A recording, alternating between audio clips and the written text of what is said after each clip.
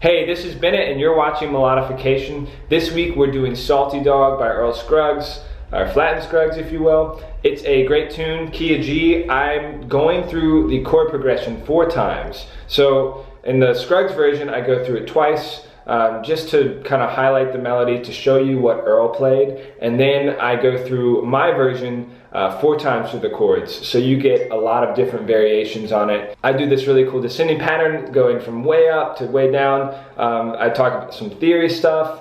And by the way, I just started a membership site if you want to support me making these free videos and also to make better content, to bring people on, to bring interviews on, which I have a very special guest coming on next week. Please consider signing up. It's only $4.99 a month and it really is helpful to me. And you also get bonus videos. You get stuff on theory, technique, you get rhythm tracks, the TEF files, PDFs, just more in-depth banjo content for you to get your hands on.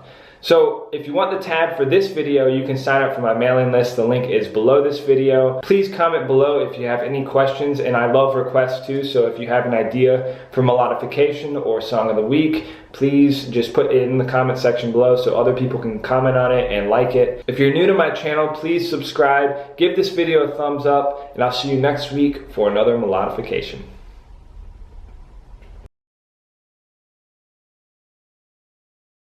One, two, three.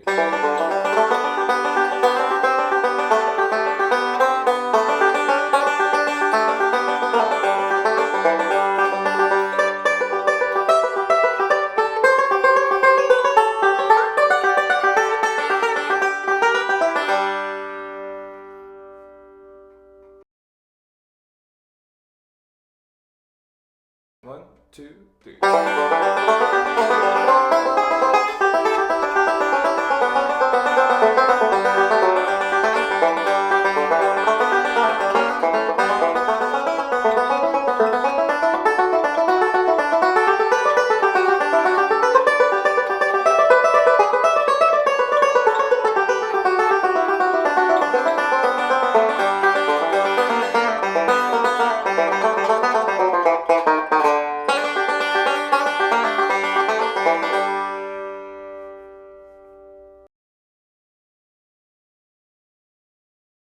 One, two, three, 4, 1.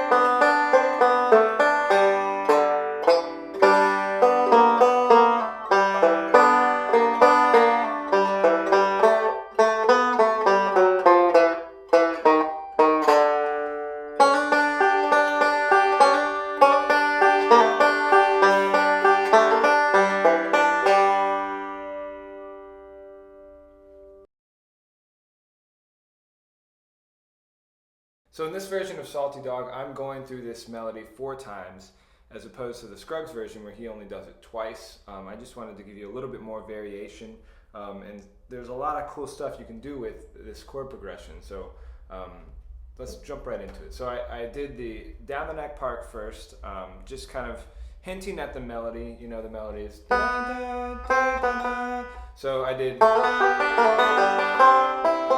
and then I just kind of filled in the rest of the chord there. So Earl doesn't really fill in the rest of the chord, he just does, you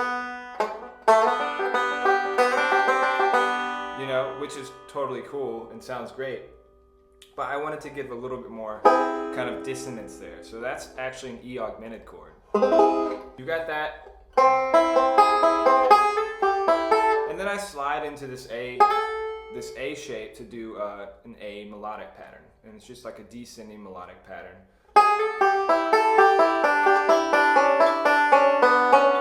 And then I'm just using that kind of passage to lead me into the D chord. So D chord,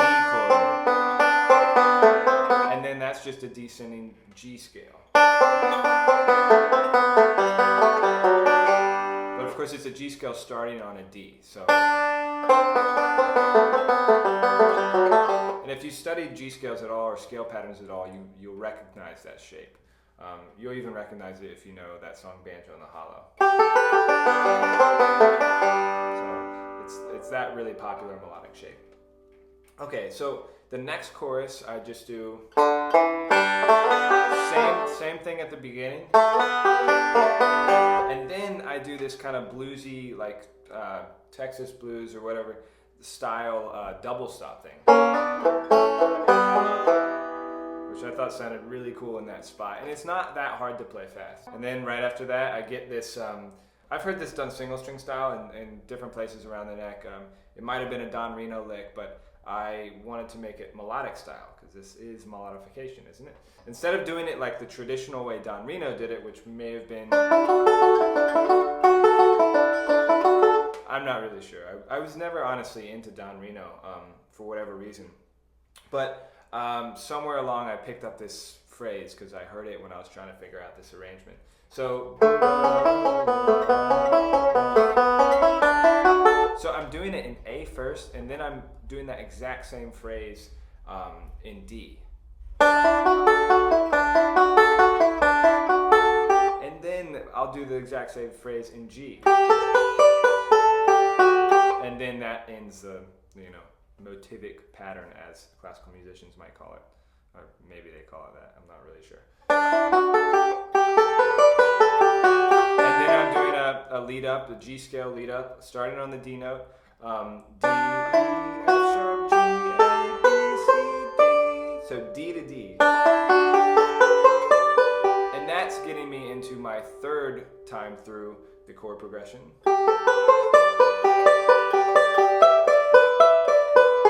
That's just a pretty standard Scruggs lick, which you got your seventh of the chord in with your thumb.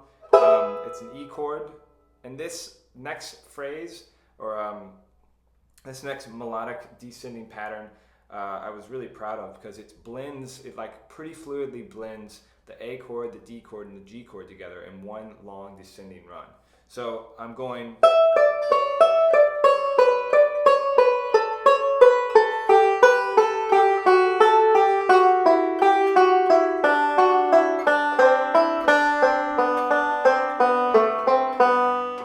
Something different than that, but I kept going. So you have first your A chord, and I'm going to tell you when it switches to D. So A, D, G,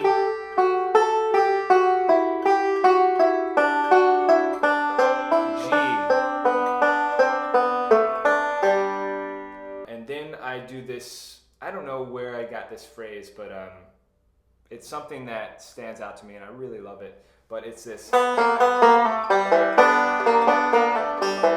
wanted to do the exact same phrase over these different chords, the G and the E chord, because those two chords are so related. So G is minor third up from E, and if you know the E pentatonic scale, you know or E minor pentatonic scale, you know that the G major pentatonic scale is the same thing. So these two chords are related, and this kind of bluesy stuff works over them really nicely. So,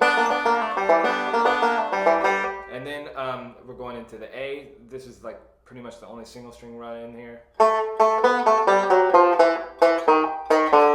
Then I have a little syncopated anticipation into the D. So,